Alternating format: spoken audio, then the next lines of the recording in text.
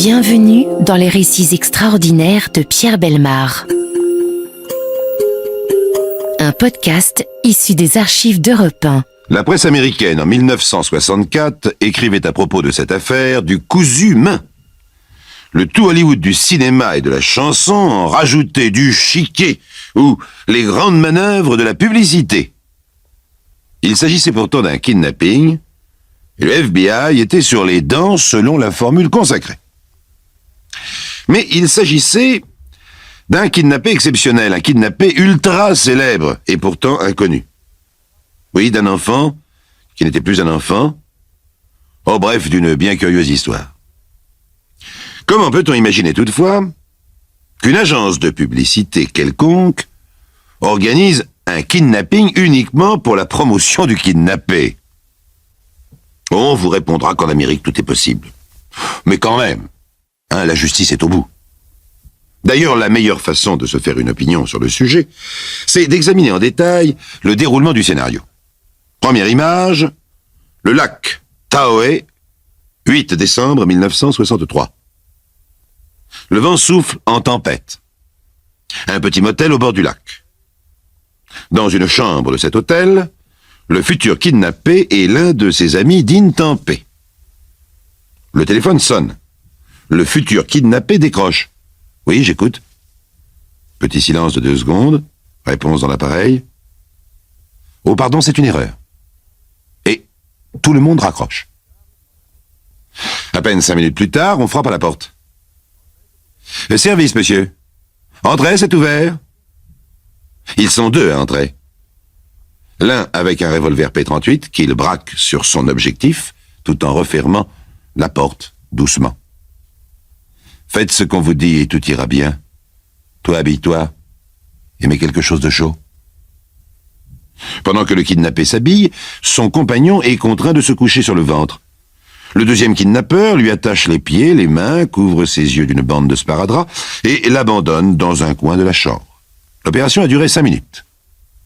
Le kidnappé sort maintenant, entre les 2 kidnappeurs, couloir vide, escalier vide. Au dehors, une Impala blanche dont le moteur ronronne. Monte et boucle-la. Étends-toi sur la banquette. On bande les yeux du kidnappé. L'homme au pistolet prend le volant, son complice s'assoit devant, et la voiture fonce en direction du Nevada sur la nationale 395.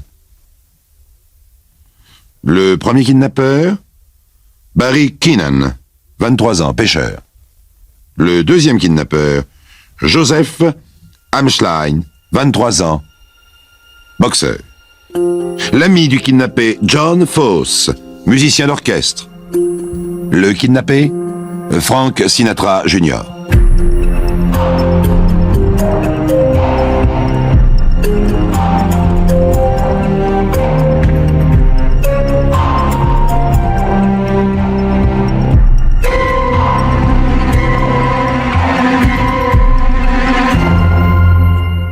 J'ai bien dit junior, Frank Sinatra Jr., 19 ans, qui vient d'abandonner ses études pour chanter dans un orchestre.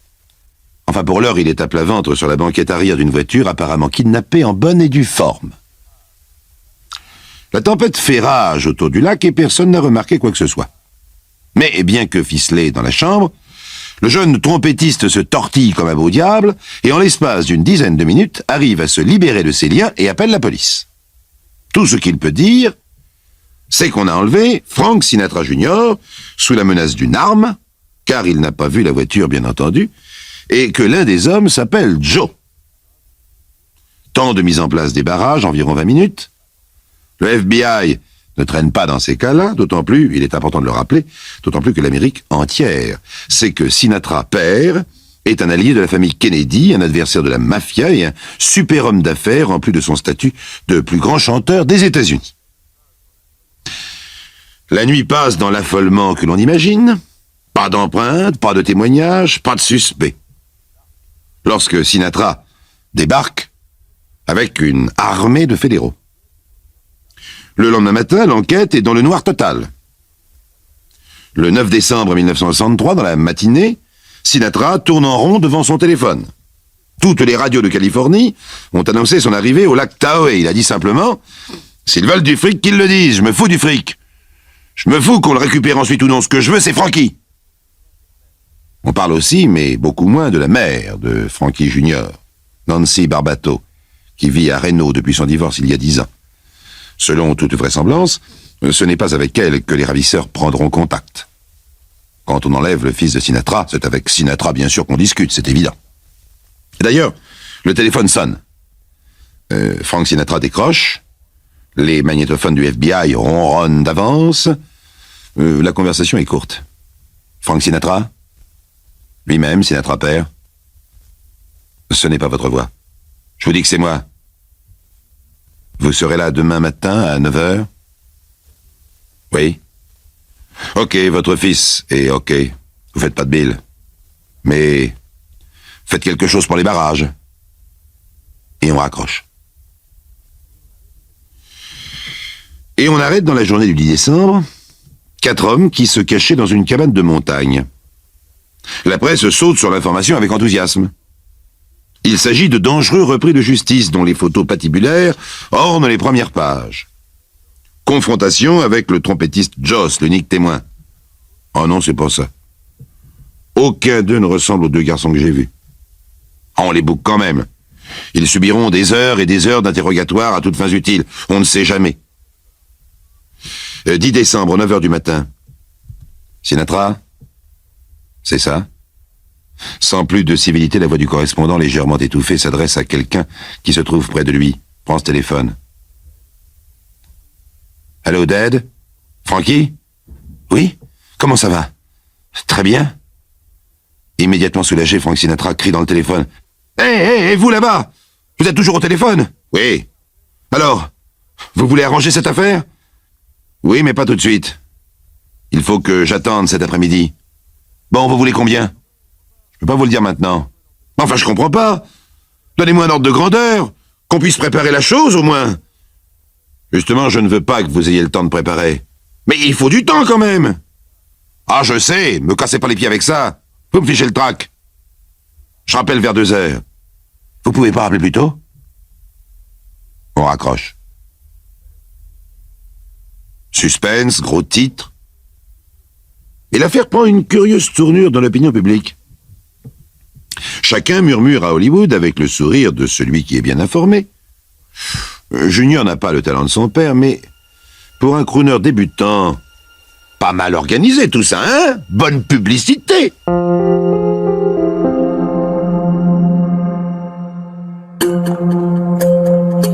Les récits extraordinaires de Pierre Bellemare, un podcast Europe 1. Je vous rappelle que le contact est établi entre M. Frank Sinatra père et les ravisseurs de son fils Frankie Junior, 19 ans. Le 10 décembre 1963. Frankie est vivant pour l'instant. La rançon n'est pas encore fixée, mais une série de coups de téléphone va régler tout cela. C'est toujours la même voix qui parle. Je résume. 2h de l'après-midi. Environ 240 000 $ pour la rançon, je vous rappelle, à 4h de l'après-midi. Dites à votre banque de préparer 700 billets de 100 $, 700 de 50, 4000 de 20, 4000 de 10 et 5000 de 5 $. Pas de billets neufs, pas de série de plus de 8 numéros. Et faites un paquet de 60 cm de long, pas plus gros. 5h de l'après-midi. Ne restez pas là, retournez chez la mère de Frankie à Bel Air. On vous rappellera à 21h ce soir. 21h20 le soir même. Rendez-vous au poste d'essence de Santa Monica Boulevard à Los Angeles dans la cabine téléphonique. Dans la cabine téléphonique. Envoyez un messager avec la rançon à 23h à l'aéroport international de Los Angeles. Dites à votre gars de prendre le nom de Patrick Henry. Oui, c'est une étrange coïncidence. Moi, je m'appelle John Adam. L'agent du FBI qui sert de messager reçoit comme instruction de ne rien tenter qui puisse mettre en péril la vie de Frankie Junior. Il part avec exactement 239 985 $, quelque chose comme 120 millions d'anciens francs. Dans la précipitation, il manque 15 $, 2 coupures endommagées pendant les opérations photographiques des billets et une coupure manquante dans une liasse. On pense que les ravisseurs ne feront pas d'histoire pour 15 $. À 23h12, voici Patrick Henry, l'enfant du FBI, dans une cabine téléphonique de l'aéroport. John Adams lui ordonne de se rendre à une station-service et d'y demander une carte routière. On peut voir à quoi tu ressembles, reste là pendant 5 minutes. L'itinéraire qu'on lui indique ensuite est compliqué. Il passe par une autre cabine téléphonique, enfin la voix annonce « Tu vas larguer le fric et on lâchera le gosse 4 heures après. On a besoin de temps. » Kilomètres, itinéraire, cabine téléphonique, à minuit 25, dans la nuit du 11 au 12 décembre 1963, l'agent du FBI dépose son petit colis entre 2 autobus et rentre sagement. Les ordres sont les ordres. Et vers 3 heures du matin, dans les avenues de Bel Air, une silhouette interpelle une voiture de police en patrouille. « Hé, vous êtes la patrouille de Bel Air ?» C'est Frankie Junior. Il a persuadé l'unique garde qui le surveillait de le lâcher sur la route pendant que les autres allaient toucher la rançon. On le ramène chez son père et sa mère, camouflés dans le coffre d'une voiture de police pour éviter la foule des journalistes qui assiègent la villa de Sinatra. Et voilà, tout finit bien. Et tout commence. Vous vous souvenez sûrement des photos de l'époque Frank Sinatra père et Frank Sinatra fils qui sourient aux journalistes, même sourire sur même dents blanches, radio, télévision, tout le monde fait la connaissance de Sinatra Junior et tout le monde continue de murmurer. Beaucoup publicitaire. On le murmure encore le jour où le FBI annonce triomphalement l'arrestation du gang des kidnappeurs. Voici Barry Kennan, l'homme au pistolet. Voici Joe Hamsheim, le complice. Et voici le négociateur, James Irwin. Tout s'est passé le mieux du monde, et nos 3 lascars sont en prison 5 jours à peine après le kidnapping. Enquête facile, car l'un des hommes, Irwin, se rend lui-même et dénonce les 2 autres. Maintenant, voyons pourquoi l'opinion publique continue de croire à un coup publicitaire. Plusieurs semaines avant le rapt, Barry Kennan, un jeune délinquant style Rockers, un fils de famille, parents divorcés, raconte partout qu'il a mis au point le déroulement d'un kidnapping parfait. Il rencontre Joe Hamsheim et lui propose d'y participer. Joe hésite, mais il en parle à son patron, comme d'une affaire courante. Et le patron lui déconseille bien sûr de se lancer dans ce genre d'opération. Mais vous voyez, la discrétion ne règne pas. Enfin, n'oublions pas qu'il s'agit d'amateurs. De son côté, Barry Kennan en parle à quelqu'un d'autre qui refuse, mais qui lui prête l'argent à condition que Barry rembourse après le coup. Ce que Barry fera du reste. Nanti de fonds suffisants, $600 environ, Barry rencontre le 3e larron, Irwin, un ouvrier peintre de 42 ans, qui accepte de jouer le rôle d'intermédiaire pour la rançon. Après avoir envisagé de capturer le jeune Sinatra à Phoenix, où il chante, puis à Los Angeles, dans son appartement, les 3 complices se décident pour le lac Tahoe, où se rend leur victime. C'est l'endroit désert idéal en plein hiver. Alors, ils louent une villa pour servir de refuge et une chambre dans un motel pour leur rendez-vous de conspirateurs. Mais cela fait, ils sont complètement fauchés. Barry Kennan, le chef, ne possède plus que quelques dollars et les 3 gangsters signent leurs notes d'hôtel et de restaurant en attendant de s'esquiver sans payer et d'abandonner leur projet. Mais un détective du motel les voit raser les murs d'un peu trop près avec leurs valises et leur en demande la raison. Et ils n'ont plus qu'à regagner leur chambre et les voilà contraints de passer à l'action. Alors, ils kidnappent Sinatra Junior, dans les conditions que nous savons. Et finalement, tout se passe merveilleusement bien, vous allez voir. Premier barrage de police. Il est en place depuis 5 minutes. Barry Kennan arrête la voiture 500 mètres avant, ôte le bandeau des yeux de Sinatra Junior et le fait asseoir normalement sur la banquette arrière. Alors tu fais semblant de dormir, hein, et pas de bêtises, sinon c'est toi qui trinques. Et on roule jusqu'au barrage, on s'arrête, on montre papier, bonne mine, et on passe. Sinatra Junior n'a rien dit. Il déclara ensuite qu'il ne croyait pas que le barrage était déjà pour lui. Sans encombre d'aucune sorte, kidnappeurs et kidnappés parviennent ainsi jusqu'à un petit chalet minable dans la vallée de San Fernando. Junior est en liberté, il a le droit de se promener autour de la baraque. Pendant le voyage, il aura entendu suffisamment d'indications pour que le FBI retrouve l'endroit sans difficulté à son retour. Vraiment, pas très prudent, ces gangsters.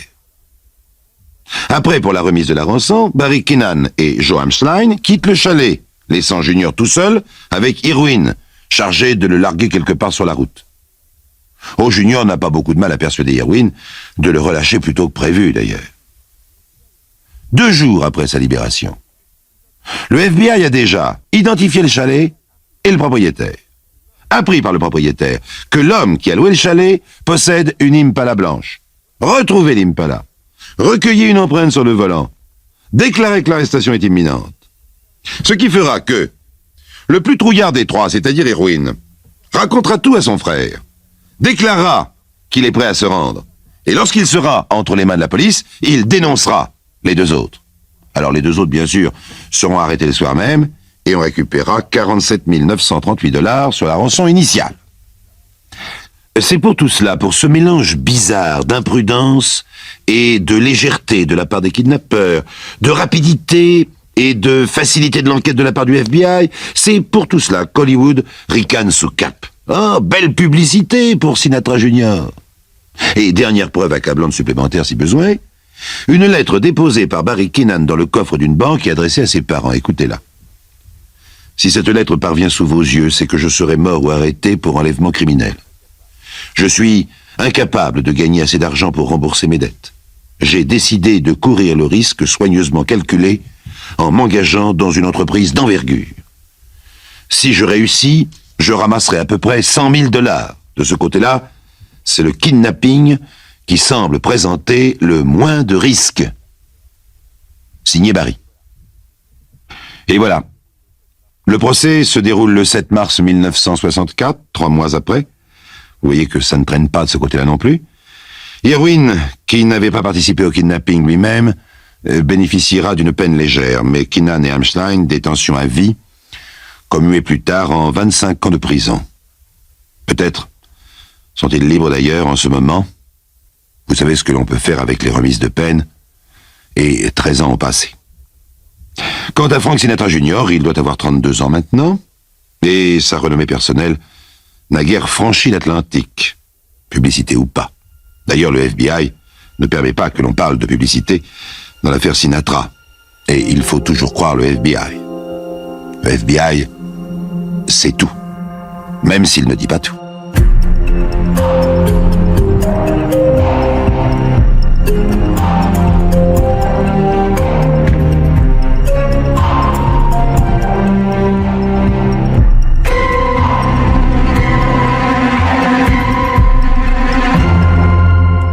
Vous venez d'écouter Les récits extraordinaires de Pierre Bellemare, un podcast issu des archives d'Europe 1 et produit par Europe 1 Studio.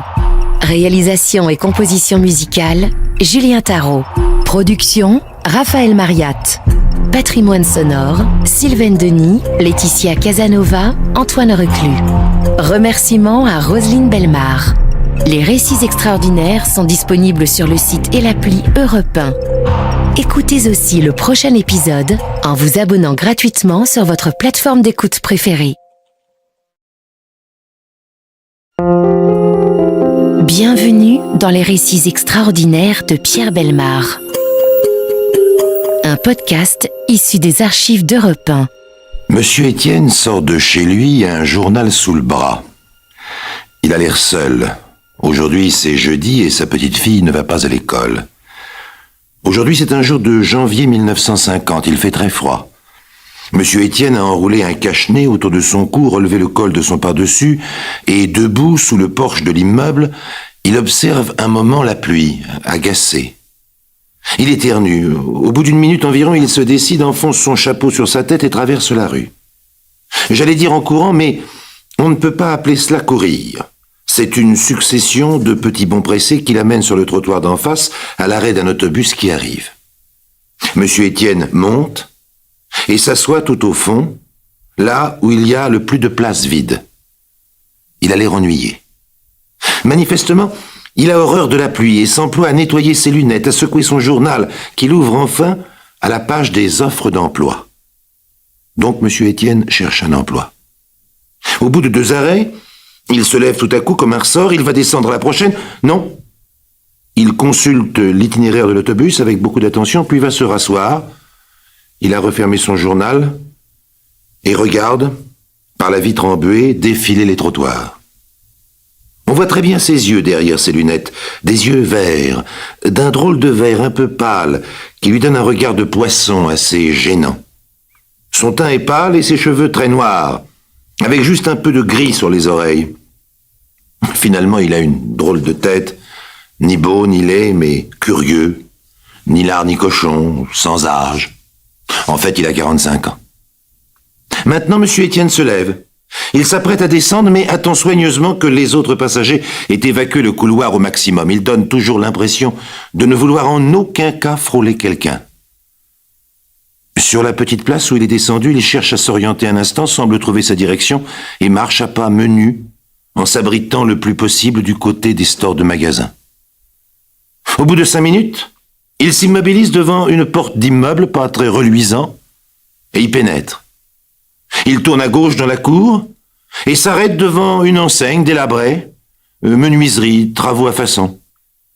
Il entre et disparaît dans l'ombre de la boutique. La cour sent le bois mouillé. Vous venez de vivre environ 30 minutes de la vie de Monsieur Étienne, de très près, comme si vous marchiez à côté de lui. En observant bien, vous auriez même pu apercevoir le petit morceau de sparadrap qu'il a sous le menton. Il a dû se couper en se rasant. C'est rare de pouvoir examiner d'aussi près un personnage des dossiers extraordinaires. D'aussi près qu'on a l'impression de le suivre. Qui dit que ce n'est pas le cas?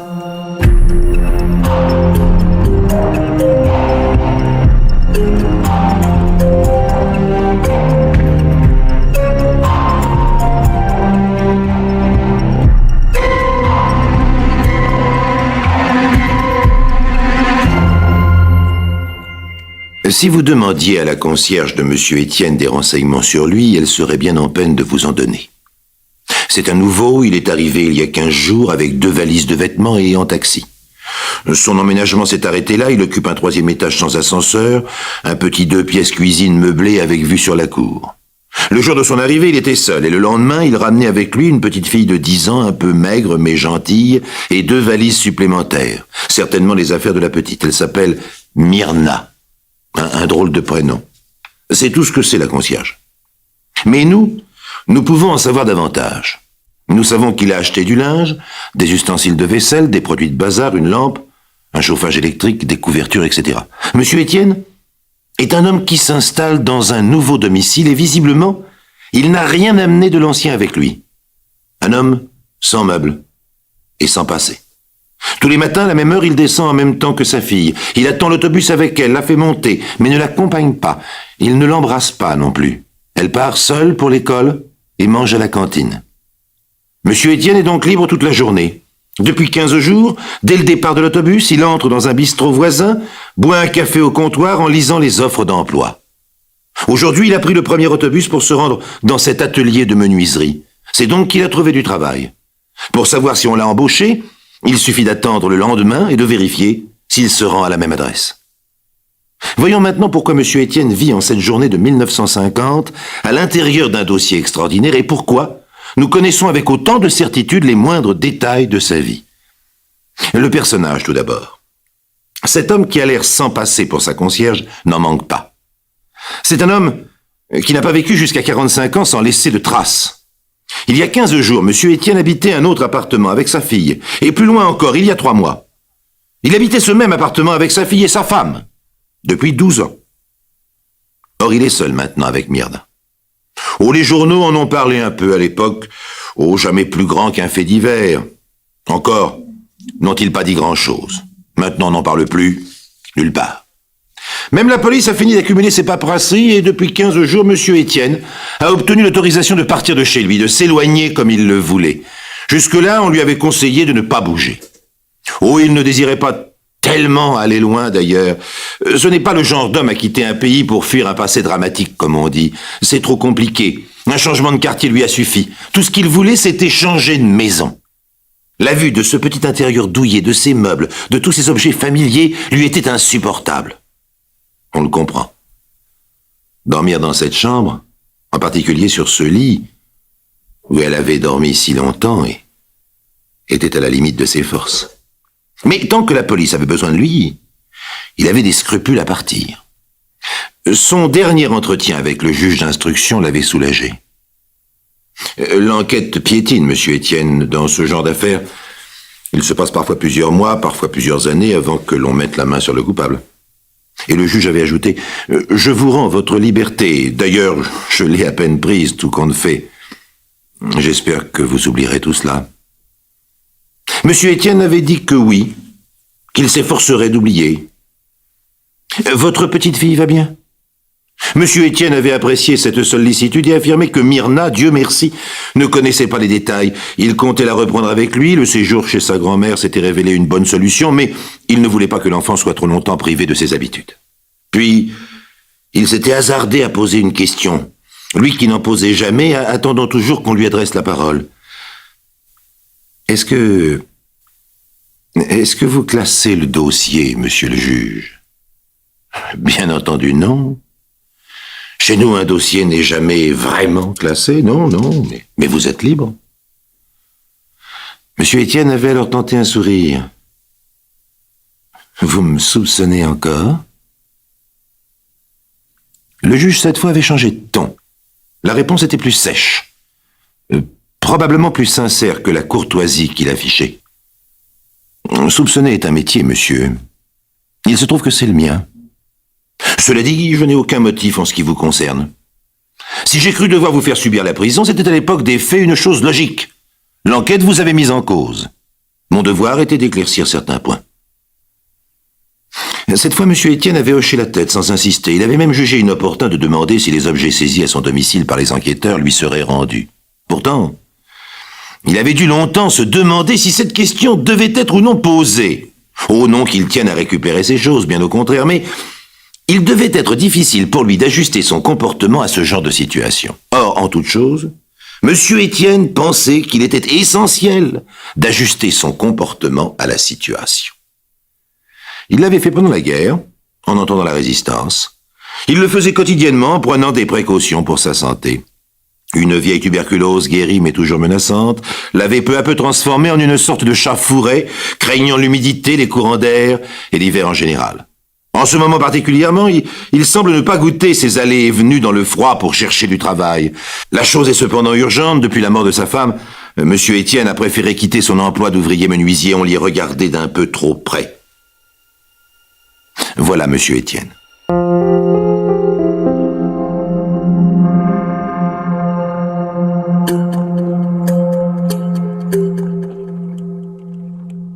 M. Étienne sort de l'atelier où il est entré pour chercher un emploi. Son visage ne traduit rien de précis, mais sur le trottoir, il jette son journal dans une corbeille à papier et repart en sens inverse jusqu'à l'arrêt de l'autobus. Ce faisant, il observe la rue et les passants autour de lui avec une grande attention, comme s'il cherchait quelqu'un. Peut-être ne se sent-il pas à l'aise. Ce serait normal pour un homme qui vient de vivre 3 mois comme cela. C'était le 8 octobre 1950. Il était 10 heures du soir. Monsieur Étienne frappe contre la porte de l'ascenseur qui ne vient pas, puis descend l'escalier en courant. Il est affolé. Le patron de la brasserie du coin le voit entrer, blanc comme un linge, et demande « Ça ne va pas, monsieur ?»« Oh, s'il vous plaît, il faut que j'appelle la police. Au téléphone, s'il vous plaît. Vous avez des ennuis, monsieur? On a étranglé ma femme. Elle est là-haut !» Dans le silence qui se fait autour de lui, Monsieur Étienne prend le téléphone, mais il ne sait pas quel numéro faire et quelqu'un se propose pour l'aider. Il remercie. Peu à peu, les gens s'affolent autour de lui. On lui offre un verre de rhum, puis de l'accompagner chez lui. Il refuse.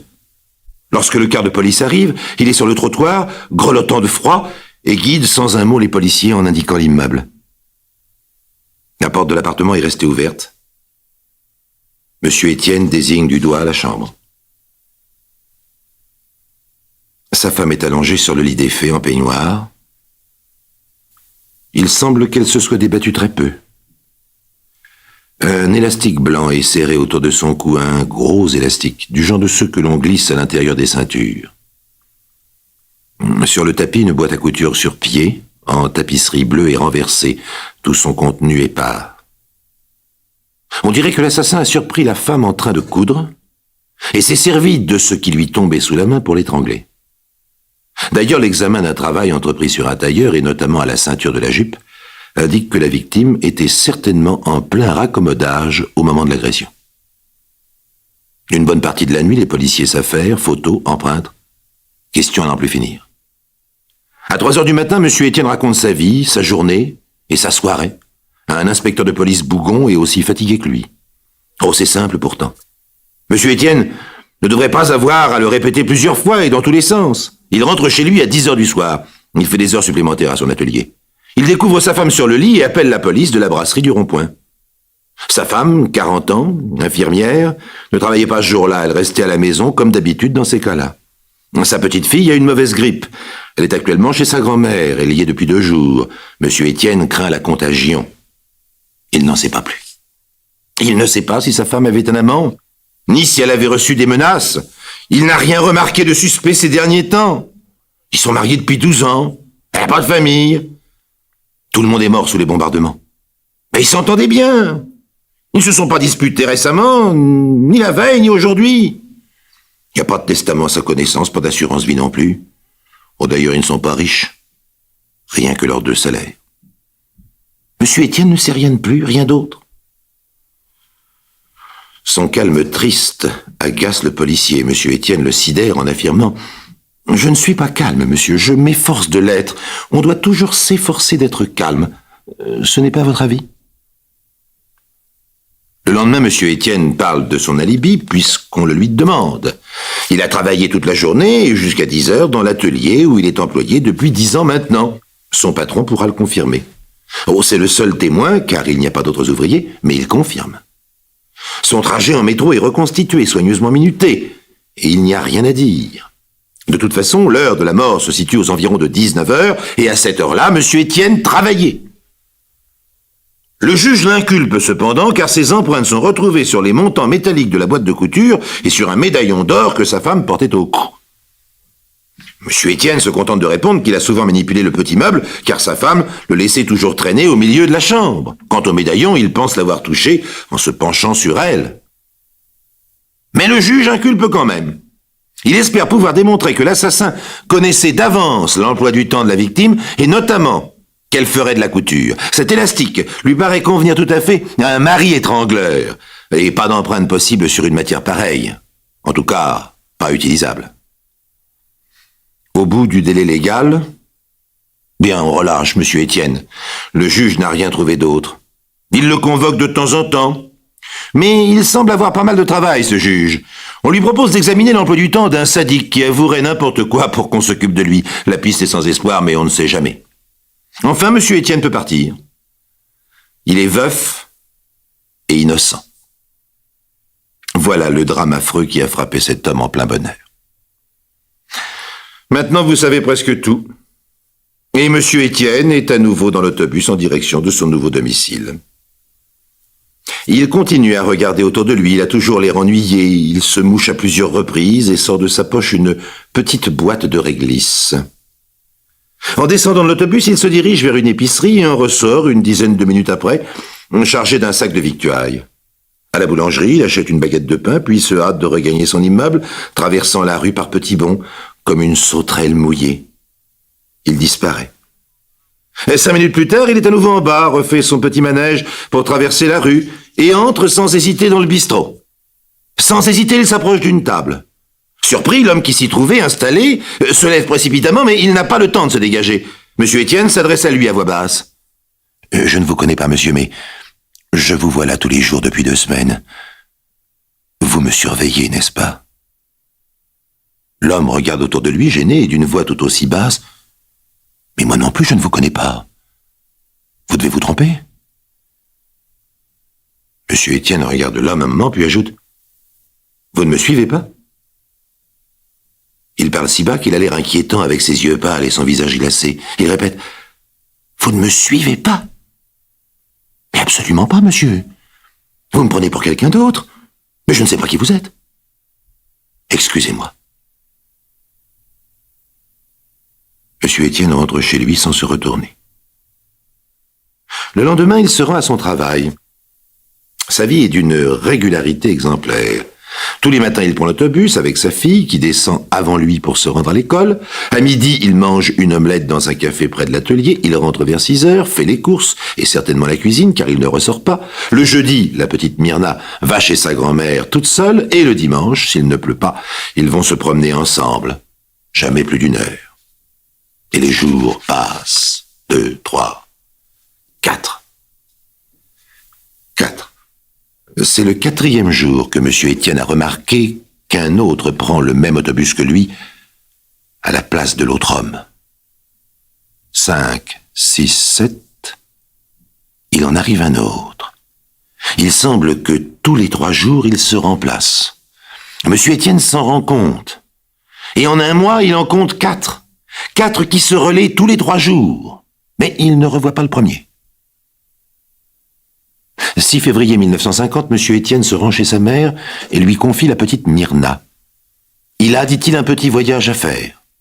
Il laisse aussi les clés de son appartement au cas où la petite aurait besoin de quelque chose et un peu d'argent. Toujours en autobus, son cache-nez bien serré autour de son cou, il fait un long trajet, une petite serviette noire sur les genoux, apparemment bourrée. Il a demandé à voir le juge d'instruction. Il s'est assis après avoir patienté un quart d'heure en silence et il a dit « C'est moi ». L'interrogatoire n'a pas été difficile cette fois-là. Entre 18h et 19h15, M. Étienne avait laissé tourner la machine sur laquelle il travaillait. Son patron, un homme âgé, sommeillait comme tous les jours à cette heure-là, dans un petit cagibi au fond de l'atelier. L'alcool l'aidait toujours à sommeiller. Quand M. Étienne est revenu, le vieux dormait toujours et la machine tournait toujours. En ce qui concerne le mobile, M. Étienne est extrêmement circonspect. Il se contente de révéler que sa femme ne voulait pas se soumettre à certaines fantaisies, ce qui l'obligeait souvent à d'autres recours dont il désapprouve la vulgarité. Il veut bien dire également pourquoi il n'a pas avoué immédiatement. J'avais soigneusement préparé tout cela. C'était une vengeance que j'espérais depuis longtemps. Ma femme parlait toujours trop fort et se prenait pour quelqu'un. Après la naissance de notre fille, elle s'est mise à jouer les grandes dames pudibondes. Je la détestais. On se demande comment un homme peut détester avec une telle douceur de voix. Mais je n'ai pas profité de sa mort comme je le pensais. Comment cela, profiter? Elle est morte trop vite. Elle ne s'est presque pas défendue. C'était extrêmement décevant. Je n'ai pas eu le temps de lui prouver que j'étais le plus fort, que j'avais raison, que c'était moi le maître. Même après, cela n'a pas été satisfaisant. Je n'arrivais pas à reconstituer la scène dans mon esprit. Ça s'est passé trop vite. Et puis M. Étienne a posé sa question. « Monsieur le juge, depuis la dernière fois, vous m'avez fait suivre, n'est-ce pas ?» Monsieur le juge a répondu « Non, monsieur Étienne. Je n'ai pas les moyens de faire suivre tout le monde. » Mais alors, c'est votre mère, monsieur Étienne. Elle a utilisé les services d'une agence privée. Elle m'en avait informé. Ça lui a coûté très cher. Monsieur Étienne a fait « Ah !» Et puis il n'a plus rien dit. Une semaine avant son procès, il s'est pendu dans sa cellule.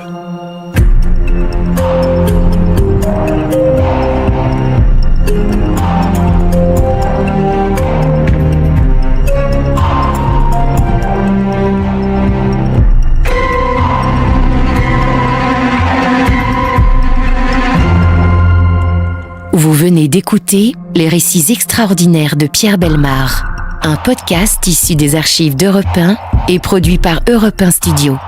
Réalisation et composition musicale, Julien Tarot. Production, Sébastien Guyot.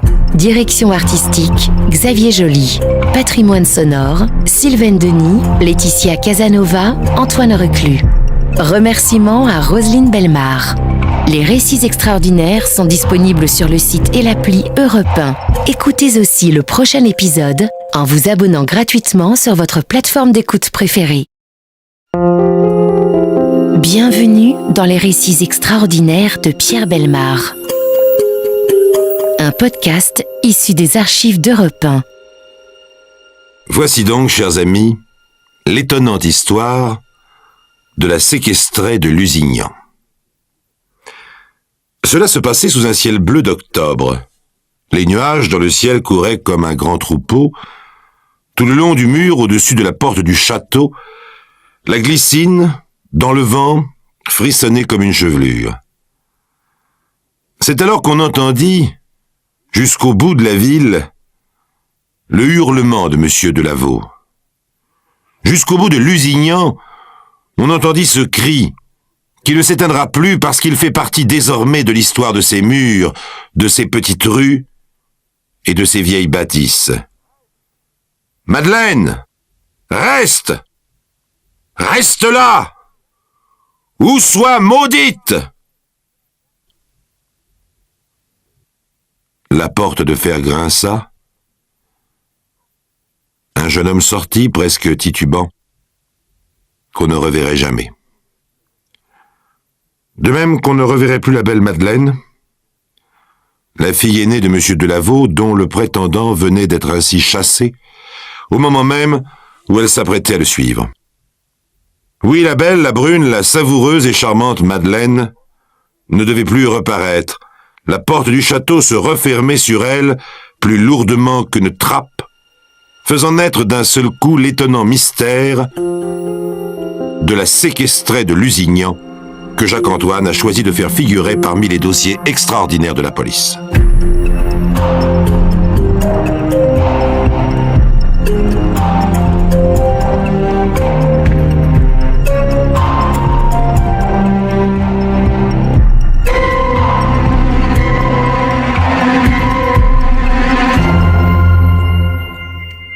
Quatre années plus tard, le 1er juin 1958, le maire de Lusignan, nouvellement élu, reçoit sa 100e lettre anonyme.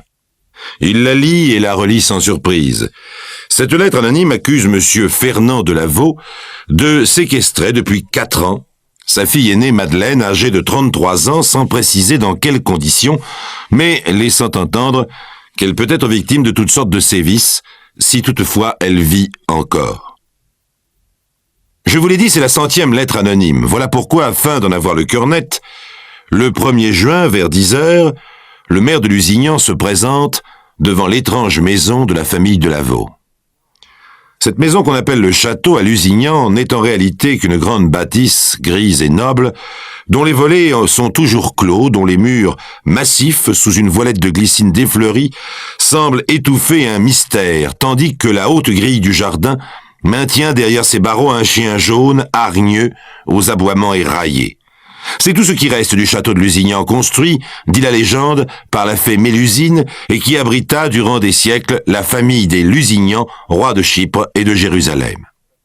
Après avoir longtemps sonné, le maire s'apprête à faire demi-tour lorsque la porte s'entr'ouvre sur le père Fernand de Lavaux, vêtu comme toujours de la même culotte de cheval renforcée de cuir, d'une vieille veste de chasse et coiffé d'un chapeau de feutre dont le ruban s'orne d'une plume de faisan. « Pardon, monsieur, dit monsieur le maire.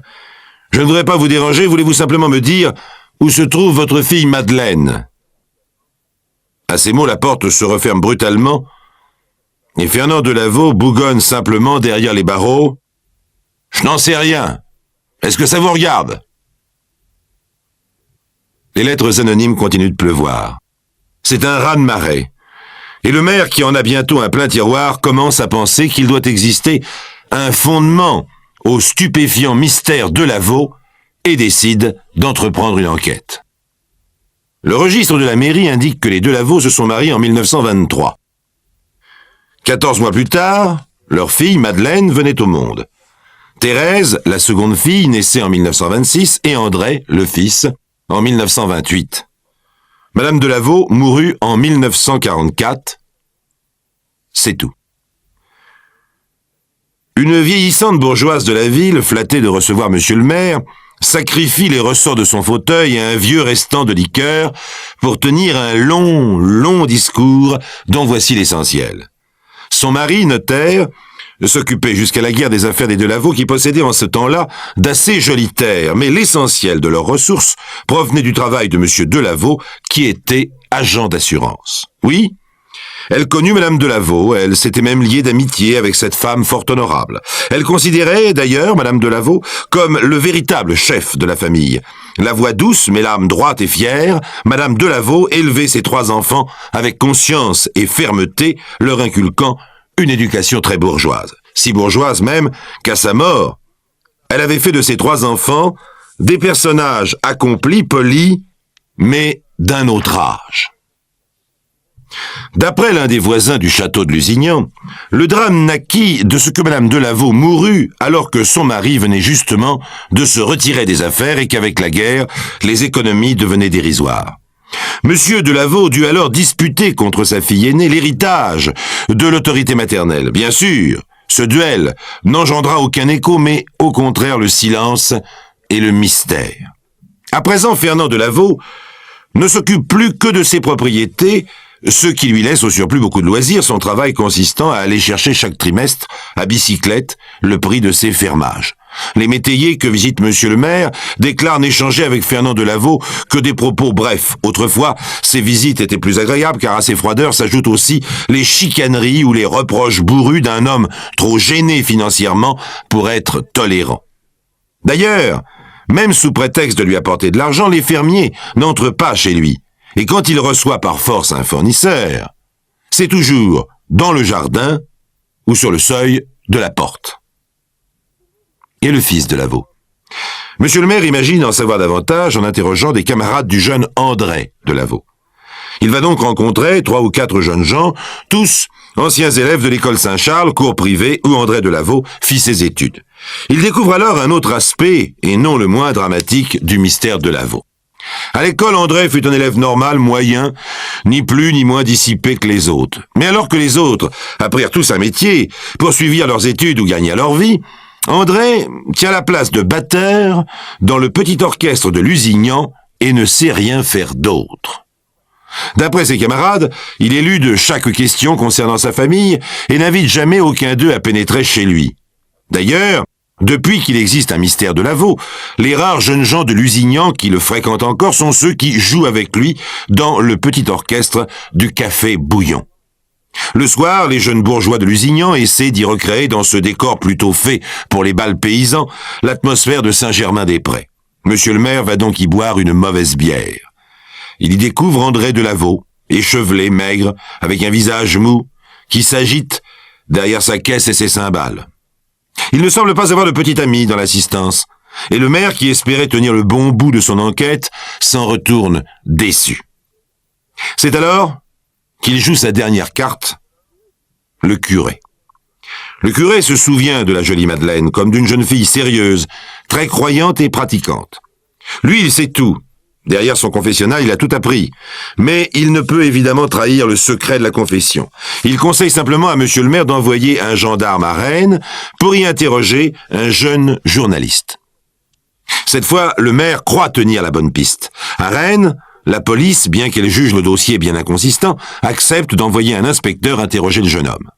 Il s'agit d'un garçon de 29 ans, plutôt petit mais très beau, avec des yeux de velours et des cils longs à faire damner une âme de midinette. Lorsque l'inspecteur lui explique les raisons de sa démarche, le jeune journaliste lève les bras au ciel, il ne veut plus entendre parler de cette histoire. Oui, il a connu Madeleine Delaveau, oui, elle lui plaisait beaucoup, oui, on peut dire qu'il en était tombé follement amoureux, oui, il pense que Madeleine l'aimait aussi. Du moins, jusqu'au jour où Delaveau les surprit roucoulant sous les arbustes du jardin. Le vieux leur fit alors une scène atroce, disant des choses effroyables. Mais comme Madeleine hésitait à suivre le jeune homme, Delaveau lançait ce fameux cri qui volait dans les rues de Lusignan au point d'y rester planté, d'y prendre racine, comme les lierres et les légendes. « Madeleine, reste là, ou sois maudite !» Madeleine obéit, et le jeune homme repartit seul et ne put jamais la revoir. Croyez-vous que Madeleine puisse être séquestrée par son père? C'est probable. Car pendant des mois, j'ai rôdé autour de la maison sans jamais l'apercevoir. Pensez-vous qu'elle ait pu être violentée? Le jeune homme hésite et conclut. Chez des fous, tout est possible. Bref, il semble bien y avoir un drame dans cette étrange famille. Comme le parquet se refuse avec juste raison à intervenir, faute d'un motif suffisant, on conseille à monsieur le maire de créer un motif légal, par exemple, en convoquant officiellement Madeleine, la belle disparue. Quelques jours plus tard, dans sa mairie, depuis la fenêtre de son bureau, le maire attend Madeleine. Celle-ci devrait avoir 33 ans et être très jolie, mais peut-être est-elle embellie par le souvenir de tous. Tout là-bas, à l'ombre des tilleuls, paraît une silhouette féminine. Cette femme qui marche à petits pas pressés, elle est bien jeune, n'est pas brune. Il ne semble pas que cela soit Madeleine Delaveau. Alors qui? Sa sœur, peut-être? Et le maire se sent tout envahi de colère. Le vieux brigand se moque de lui. Lorsqu'elle paraît dans l'encadrement de la porte, dans un vieux petit tailleur noir, la jeune fille marque un temps d'arrêt, elle est pâle. « Vous êtes mademoiselle Thérèse Delaveau, peut-être ?»« Oui, monsieur le maire. »« Ce n'est pas vous que j'avais convoqué. »« Veuillez m'excuser, mon père m'envoie à la place de ma sœur, car nous ne savons pas où elle est. » Monsieur le maire se met à crier, harcèle de questions la malheureuse enfant qui se rétrécit sur sa chaise, se recroqueville, baisse la tête et ne répond rien. Elle est si muette, tellement muette, si étrangement muette, que le maire, en la congédiant, est plus persuadé que jamais qu'il se passe des choses anormales dans le misérable château de Lusignan. Cette fois, la police peut ouvrir un dossier et le maire décide d'effectuer une visite domiciliaire. Le samedi 20 juin, le maire de Lusignan s'en vient donc avec un médecin et le brigadier de gendarmerie à nouveau sonné à la grille de la Sambre-Bâtisse. Il est décidé à faire jusqu'au bout son métier de maire et d'officier de police en voulant s'assurer coûte que coûte du sort d'une de ses administrées. Après 2 minutes d'attente, le brigadier de gendarmerie fardonné tire avec brutalité une seconde fois la sonnette et crie « Au nom de la loi, ouvrez !» Le chien blanc taché de roux hurle et se jette contre la grille. Les voisins guettent derrière les persiennes. Les ombres commencent à flotter dans la rue, à se rassembler par petits paquets au coin des maisons. Derrière une voiture arrêtée, 2 hommes dissimulés parlent à voix basse. Alors on entend la porte de la maison s'ouvrir et le père Delaveau traverser lentement le jardin. On entend aussi le vieil homme calmer son chien et tirer à lui la porte de fer. Le maire, le médecin et le brigadier de gendarmerie entrent. « Monsieur Delaveau, dit le maire d'un ton sans réplique, je veux savoir où est votre fille aînée, Madeleine. La rumeur publique vous accuse de la séquestrer depuis 4 ans. Mon devoir de maire et d'officier de police m'oblige à faire chez vous une visite domiciliaire. J'ai convoqué votre fille aînée, vous m'avez envoyé votre fille cadette. Vous vous moquez de moi. Où est votre fille Madeleine? Monsieur le maire, dit Fernand Delaveau, Madeleine nous a quittés il y a 4 ans. Elle est probablement à Paris, mais je n'ai pas son adresse. Bien, dit le maire. Je suis sûr que vous mentez. Mais puisque vous vous obstinez, nous allons vérifier par nous-mêmes. Et d'un pas décidé, il marche vers la maison. On entend craquer le gravier sur le bas-côté de la rue. Des ombres furtives se pressent maintenant le long des grilles. Entre les barreaux, sous le feuillage du lierre, on voit briller quelques yeux qui sont le regard de Lusignan tout entier, le regard de ces 2000 habitants frémissant de plaisir ou d'impatience. Peut-être va-t-on trouver Madeleine couchée sur un grabat, dans une cave, au milieu des rats crevés. Peut-être est-elle morte, ou même squelettique et inerte. À moins qu'on ne l'ait découpée en morceaux.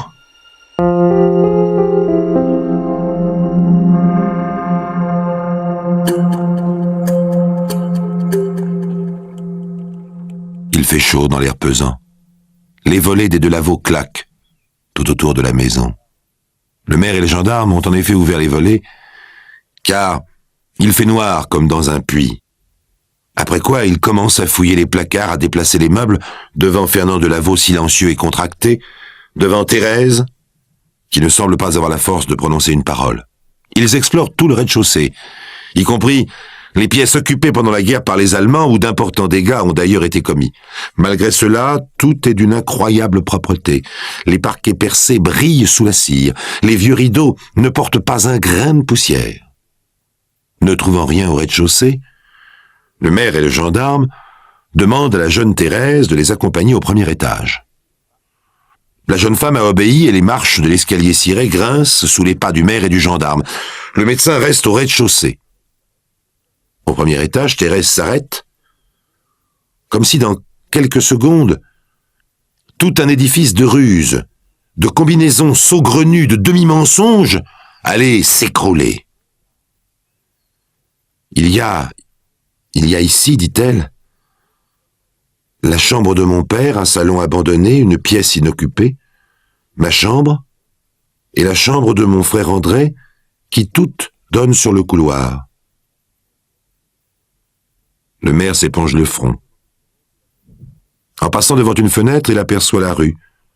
Un groupe de curieux rassemblés devant la maison en plein soleil, et remarque une femme qui se protège avec un journal ouvert au-dessus de sa tête. « Allons-y, dit-il. » Dans la première chambre, la plus vaste, celle du père, il ne voit qu'un coffre-fort, 2 lits et une table. À part cela, la pièce noyée d'ombre est absolument déserte. Dans la pièce inoccupée, un ancien salon, seul un pinceau de soleil entre 2 volets mal joints, dessine sur le parquet luisant quelques reflets. Le maire remarque simplement une petite table à ouvrage devant la fenêtre. Il n'y a personne non plus dans la chambre inoccupée, dont la porte grince légèrement dans le silence lorsqu'il l'ouvre et la referme. Instinctivement, il parle bas et marche sur la pointe des pieds. « Voici ma chambre, dit Thérèse. » Le maire et le gendarme jettent un coup d'œil dans l'obscurité pour tout d'abord ne rien voir. Puis en se détournant, le maire croit distinguer, grâce à la faible lumière qui suinte des volets clos, verdis par les arbres du parc, une ombre. Une ombre blottie, immobile et muette sur une chaise. Le maire, saisi d'émotion, frappe sur l'épaule du gendarme et tend un doigt pour lui montrer cette silhouette inquiétante au mutisme affolant. Alors le gendarme, tout en exprimant sa stupeur par un juron énergique, bondit vers la fenêtre et ouvre les volets. Ce n'est pas un squelette vivant. Ce n'est pas une infirme. Ce n'est pas un cadavre. Un monstre que le maire et le gendarme découvrent. Mais agenouillé sur une chaise basse, devant un Christ cloué au mur, une jeune femme brune, d'une extraordinaire beauté, apparemment pleine de santé et coquettement vêtue. « Êtes-vous Madeleine Delaveau ?» demande le maire. La jeune femme répond « Oui », d'une voix étrange, très sourde, tellement basse, que les 2 hommes se penchent pour l'entendre. « Veuillez me pardonner, dit-elle. Je n'ai pas parlé à voix haute depuis 4 ans. » « Madeleine Delaveau, dit le maire, nous vous recherchons parce que la rumeur publique accuse votre père de vous avoir séquestré. » Mon père ne m'a jamais séquestré. Je me suis volontairement retiré du monde. Le maire et le gendarme se taisent complètement désemparés. Ils sont presque drôles à voir avec leurs yeux arrondis, leur bouche ouverte, leurs joues rougissantes. Incontestablement, la jeune femme ne semble pas avoir subi le moindre sévice. Elle est vraiment très belle, très fraîche, les formes pleines et la chair ferme. Seuls ses yeux semblent emplis de crainte et supportent mal la lumière de la fenêtre grande ouverte. Alors pourquoi votre père nous a-t-il menti en prétendant que vous étiez à Paris? Parce qu'il ne sait pas que je suis ici depuis 4 ans. Vous ne prétendez pas que votre père ignore votre présence dans sa maison? Si. Mais comment vous nourrissez-vous? Ma sœur me nourrit en cachette. Alors vous n'avez jamais vu votre père depuis 4 ans? Non. Et votre frère André? Non plus. Mais où couchez-vous? La jeune femme montre le lit. Là. Avec ma sœur. Le maire, de plus en plus ahuri, s'en va sur le parquet brillant jusqu'à la pièce voisine, dont une mince cloison de briques les sépare. Thérèse lui explique que c'est la chambre de son frère, lequel n'a jamais su, entendu, deviner la présence de sa sœur à travers la cloison. Mais est-ce qu'il lui arrive de sortir de votre chambre, demande le maire. Oui, lorsqu'il n'y a personne. Elle s'en va au bout du couloir, dans l'ancien salon désaffecté. Là, elle a installé une petite table à ouvrage pour transformer les vêtements de sa mère, en sorte qu'ils ne l'enlaidissent pas trop. Étrange coquetterie, puisque personne en dehors de Thérèse ne peut la voir. En 4 ans, pas une seule fois, elle n'est descendue au rez-de-chaussée, affirme Thérèse pendant que le médecin examine la recluse. D'ailleurs, ni mon père, ni mon frère, ni ma sœur ne nous parlons. Jamais. Au rez-de-chaussée, le vieux père de Lavaux, qui n'a pas bougé d'un pouce, arbore un masque tragique. Votre fille Madeleine était là-haut, dans la chambre de votre fille cadette. Elle y habite depuis 4 ans. Pourquoi nous avez-vous menti? Je la croyais à Paris. Alors vous ne l'avez jamais rencontrée dans votre maison? Jamais. D'ailleurs, pour moi, elle était partie. Et je n'avais pas à m'en occuper. Enfin, je suis chez moi. J'ai ici le droit de faire ce que je veux. Le maire sent bien qu'il ne lui reste plus qu'à se retirer. Pourtant, il insiste auprès de Madeleine. Mais enfin, mademoiselle, pourquoi avez-vous fait cela? Je n'avais plus les moyens de tenir le rang que m'imposaient les traditions de ma famille. Et si je n'ai pas envie de sortir, je pense que cela, monsieur, ne regarde personne. C'est évident, dit le maire avant de s'en aller, mais maintenant, qu'allez-vous faire? Je m'en irai à Poitiers. Pourquoi? Sans doute parce qu'elle ne supporterait pas les ricanements de la foule et les gendarmes goguenards. Elle avait supporté la solitude et l'ennui, le vide et le silence, mais elle n'accepterait pas les sourires et les colibés, les commères et les badauds. « Voyez ce que vous avez fait de votre fille », dit le docteur en passant devant le père de Lavaux. Sa fille? Elle avait tenu dans un lange, elle avait été à l'école, elle avait joué, ri. Il avait dressé pour elle des arbres de Noël. Et voilà ce qu'il avait fait de sa fille. Voilà ce qu'il avait fait de ses enfants. Je sais, dit-il. Je ne mérite qu'un trou dans la terre. Il faudrait donc refermer là le dossier de l'affaire de la séquestrée de Lusignan avant même qu'il eût été vraiment ouvert. Mais non. Il y a quand même une pièce dans ce dossier. Il y a quand même un mort. Le lendemain matin, les gendarmes reviennent précipitamment. Fernand de Lavaux, le vieux de Lavaux, vient de se tirer une balle de fusil dans la tête.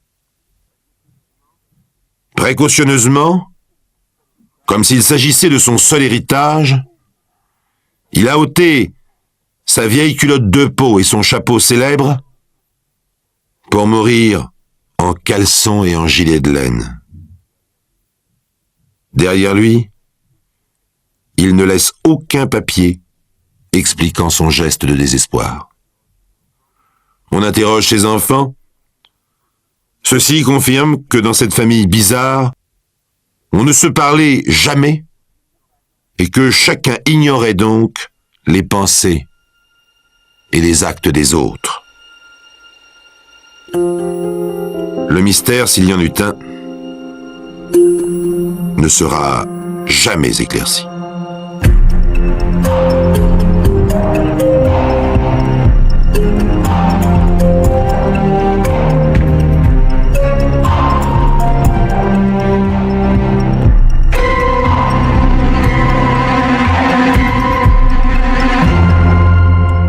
Vous venez d'écouter Les récits extraordinaires de Pierre Bellemare, un podcast issu des archives d'Europe 1 et produit par Europe 1 Studio.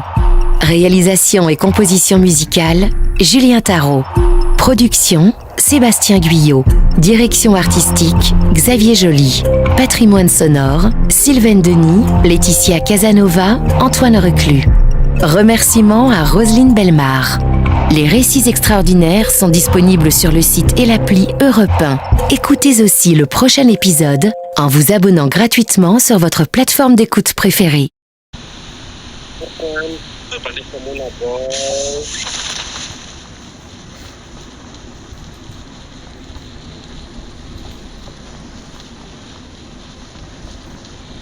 Hindi naman ang kalaban ko.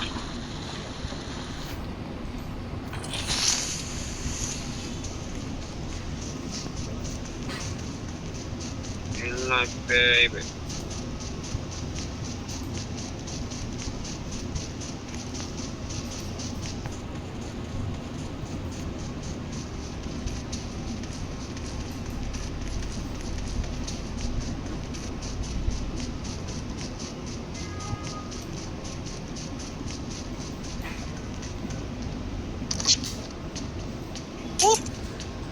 The enemy was so very weak, like my teammates.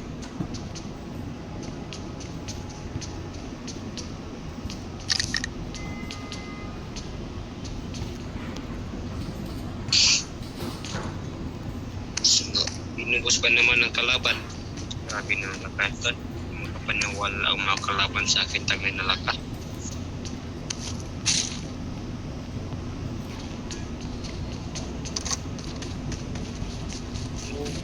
Ah.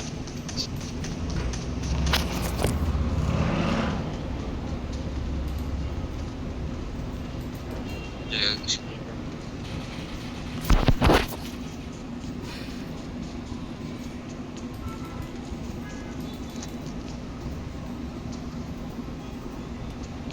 Ba't nimbo ka na? Okay. Let's try mga kalaban. I try.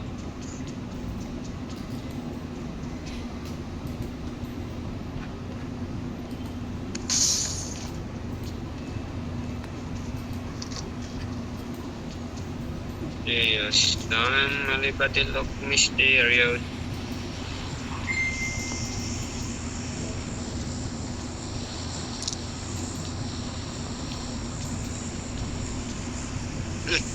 Ya, kontra.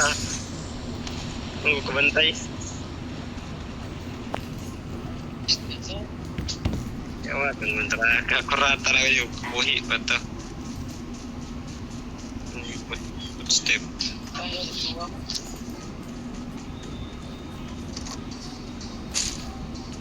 Mana pa rin player?